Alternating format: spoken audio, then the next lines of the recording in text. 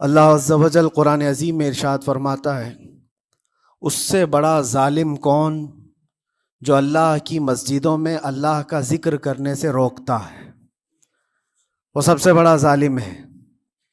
وَمَنْ أَظْلَمُ مِمَّنْ مَنَعَ مَسَاجِدَ اللَّهِ، اللہ کی مسجدیں، اللہ کا گھر اس کے ذکر پاک کے لیے ہوتی ہیں، اس کی عبادت کے لیے ہوتی ہیں، اور جو اللہ تبارک و تعالیٰ کے ذکر سے اور اس کی عبادت سے روکے، اللہ قرآن میں فرماتا ہے وہ سب سے بڑا ظالم ہے۔ میرے عزیزو، تاریخ اگر دیکھتے ہیں ہم تو ہر زمانے میں معرکہ حق و باطل ہوتا رہا ہے۔ باطل طاقتیں ہمیشہ یہ چاہتی ہیں کہ اللہ کے ذکر کو روکیں، کیونکہ طاغوت شیطان جس کا ذکر قرآن میں ہے وہ ہمیشہ سے یہ چاہتا رہا ہے کہ اللہ کا ذکر کرنے والوں کو روک دیا جائے، کیونکہ اس نے اللہ تبارک و تعالیٰ سے یہ وعدہ کیا، چیلنج کیا تھا، لَأَقْعُدَنَّ لَهُمْ صِرَاطَكَ الْمُسْتَقِيمِ، اے رب میں تیرے سیدھے راستے پر بیٹھ جاؤں گا، ثُمَّ لَآتِيَنَّهُمْ مِنْ بَيْنِ أَيْدِيهِمْ وَمِنْ خَلْفِهِمْ وَعَنْ أَيْمَانِهِمْ وَشِمَائِلِهِمْ، اور میں اس سیدھے راستے پر جو بھی گزرے گا اس کو کبھی سامنے سے آ کر بہکاؤں گا، کبھی پیچھے سے آ کر بہکاؤں گا، کبھی دائیں سے کبھی بائیں سے۔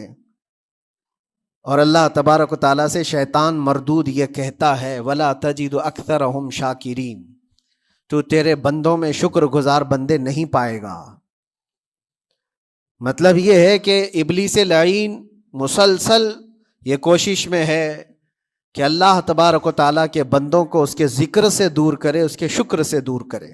آج بھی وہ کیفیت ہم دیکھتے ہیں کہ سب سے زیادہ اللہ کے ذکر سے روکنے کے لیے جو شیطانی طاقتیں کوشش کر رہی ہیں، مگر میرے عزیزو یہ تمہارا امتحان ہے، تمہارا امتحان ایسا کہ کبھی یہ مت سمجھنا کہ تم خالی ہو، کیونکہ قرآن پاک اللہ تبارک و تعالیٰ 21ویں پارے میں فرماتا ہے، اَحَسِبَ النَّاسُ أَن يُتْرَكُوا أَن يَقُولُوا آمَنَّا وَهُمْ لَا يُفْتَنُونَ، کیا لوگ یہ گمان کر کے بیٹھے ہیں کہ وہ ایمان لے آئے تو ہم ان کو آزمائیں گے نہیں، یا ان کو چھوڑ دیا جائے گا؟ جو ایمان لایا ہوا بندہ ہے وہ آزمایا جائے گا۔ 800 سال گزر گئے، ہند الولی سلطان الاولیاء غریب نواز کی حکومت ہم سب پر قائم ہے۔ کس بات کی حکومت ہے یہ دلوں کی حکومت ہے، اور وہاں جو ہاتھ لگانے کی کوشش کر رہا ہے وہ اپنے ہاتھوں کو بچا لے، آگ تمہارا انتظار کر رہی ہے، آگ تمہارا انتظار کر رہی ہے۔ اس لیے کہ اللہ فرماتا من عادی لی ولیا فقد آذنتہ بالحرب، جس نے میرے ولی سے دشمنی کی میں اس کو اپنے ساتھ جنگ کا اعلان کرتا ہوں۔ آؤ رب تعالیٰ سے جنگ کرنے کے لیے تیار ہو؟ اللہ کے ولی سے مقابلہ کرنا چاہتے ہو؟ اللہ کے ولی کو چھونا چاہتے ہو؟ رب تعالیٰ فرماتا ہے جو اللہ کے ولی سے دشمنی کرتا ہے اسے میں اپنے ساتھ جنگ کا اعلان کرتا ہوں۔ ہے کسی کی ہمت و طاقت اللہ سے جنگ کرنے کی؟ تو جو یہ چاہتے ہیں کیڑے مکڑوں کی موت مرو گے، اس سے بھی خطرناک ذلیل ہو کر مر جاؤ گے۔ اجمیر معلیٰ یہ صرف اور صرف ایک دھرتی کا نام نہیں ہے، اللہ کے ولی کی آباد کی ہوئی مقدس زمین ہے، اور ہم سنیوں کی آستھا ایسے ہے، امام اہل سنت فاضل بریلوی اعلیٰ حضرت فرماتے ہیں دنیا بھر میں جہاں دعائیں قبول ہوتی ہیں ان جگہوں میں سے ایک جگہ کا نام اجمیر معلیٰ ہے، جہاں اللہ تعالیٰ دعائیں قبول فرماتا ہے۔ ہم اپنی آستھا ہی نہیں رکھتے میرے عزیزو، اپنی جان بھی حاضر ہے غریب نواز کے قدموں کے لیے۔ اس لیے میں کہنا چاہتا ہوں سرکار غریب نواز رضی اللہ تعالیٰ عنہ کے رکشک، یہ لوگ اگر یہ سمجھتے ہیں کہ مسلمان بکھر گئے ہیں، ٹوٹے ہیں، بکھرے ہیں، ان کے پاس کوئی طاقت نہیں، کوئی سیاست نہیں، اور ہم جس کو چاہیں آکرمن کر کے ختم کر دیں، ہو سکتا ہے ہم سب کو مار ڈالو تمہاری طاقت کے ذریعے، لیکن وہ غریب نواز ہے۔ اپنے باپ داداؤں کی تاریخ یاد رکھنا، پوچھنا، جو غریب نواز کو اٹھانے کی کوشش کیا اٹھ گئے ہیں۔ اور وہ دھرتی پہ آج بھی آباد ہے. انشاءاللہ قیامت تک اجمیر معلیٰ چمکتا رہے گا. سرکار غریب نواز رضی اللہ تعالیٰ عنہ کے آستانے سے جو فیض بٹتا ہے، اپنے اور غیر سب وہاں سے فائدہ اٹھاتے ہیں. سب لوگوں کو برابر فائدہ اٹھایا جاتا ہے. اسی لیے میرے عزیزو، یہ آزمائشوں کے دور میں میری صرف ایک ہی گزارش ہے، اپنا ایمان مضبوط کرو. اپنا ایمان مضبوط کرو.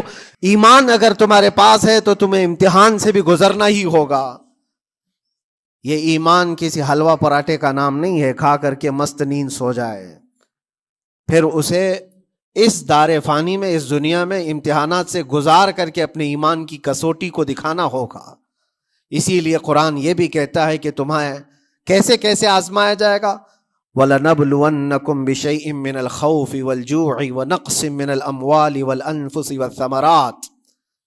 ہم تمہیں آزمائیں گے کبھی بھوک سے، کھانے کی قلت سے، اور کبھی خوف سے، ڈر آئے گا تمہارے پاس. اور پھر اللہ تعالیٰ فرماتا ہے کبھی مال و دولت کی کمی سے. وَنَقْصٍ مِّنَ الْأَمْوَالِ وَالْأَنفُسِ، کبھی لوگوں کی جان چلی گئی ہو، کثرت سے تمہارے عزیز مر گئے، یہ بھی آزمائش ہے. اور پھلوں کی کمی. اللہ تعالیٰ فرماتے ہیں یہ 5 چیزیں ہیں جو تمہاری زندگی میں آئیں گی اور تمہیں آزمایا جائے گا، اور ان کمیوں کے وقت تمہارا ایمان دیکھا جائے گا تم کیا کہتے ہو. اور اللہ تعالیٰ فرماتا ہے جب کبھی تمہیں بھوک سے آزمایا جائے، خوف سے، ڈر سے آزمایا جائے، اور مال کی کمی سے آزمایا جائے، امتحان لیا جائے، تو اس وقت جو بندہ یہ کہتا ہے، اللہ فرماتا ہے انا للہ و انا الیہ راجعون. اللہ تعالیٰ فرماتا ہے ان لوگوں کو یہ بشارت ہے، ان صبر کرنے والوں کو یہ بشارت ہے کہ جب ان پر مصیبت آتی ہے تو یہ کہتے ہیں ہم اللہ ہی کے ہیں اور اللہ ہی کی طرف لوٹنے والے ہیں. یہ مصیبت کے وقت یہ جو 5 چیزوں سے آزمایا گیا ہے، ان آزمائش کے دور پر جو بندہ اللہ تبارک و تعالیٰ کی اس عطا پر راضی رہتا ہے وہ صبر کے ساتھ نکل گیا ہے. آج کے دور میں بھی میرے عزیزو بے شمار جانیں ہماری درمیان سے جا رہی ہیں.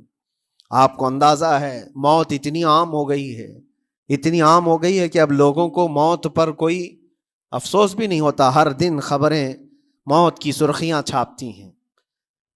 100-200 کی موت کوئی معنی نہیں رکھتی. آج فلسطین کے نہتے بچوں میں تقریباً 45,000 لوگ سال بھر میں مر گئے. 45,000 کوئی تعداد ہوتی ہے کہ نہیں ہوتی؟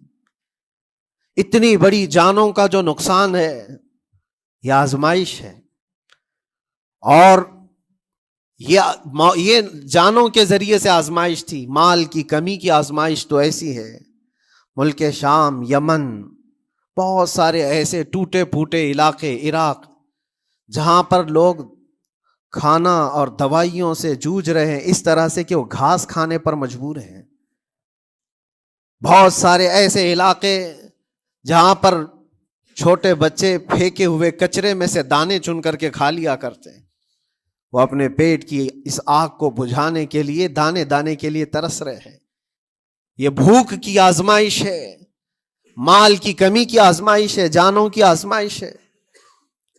عزیزان گرامی وقار. اور پھر خوف کے ذریعے سے جو آزمائش ہے وہ ہم دیکھ رہے ہیں آج. خوف ظالموں کے ذریعے سے تم پر مسلط کیا جائے گا. ہر آدمی ڈرا سہما ہوا، ہر آدمی اپنے اندر ایک ڈر لیے بیٹھا ہے کہ نکلوں گا تو کیا ہو جائے گا. ان سب کے درمیان اللہ کی بارگاہ میں سجدہ ریز ہونے کا نام ایمان ہے. جیسی بھی مصیبتیں آئیں، طاقتیں آئیں، تمہارا سجدے سے سر دور نہ ہونے پائے، اللہ سے غفلت ہونے نہ پائے، تمہارے ذکر و اذکار میں کمی ہونے نہ پائے. مسجدوں سے دور بھاگنے کی کوشش نہ کرو، واپس آ جاؤ، اللہ کی رحمت قریب ہے. قرآن میں اللہ فرماتا ہے الا ان نصر اللہ قریب، آگاہ ہو جاؤ بے شک اللہ کی مدد بہت قریب ہے. وآخر دعوانا الحمد للہ رب العالمین. السلام.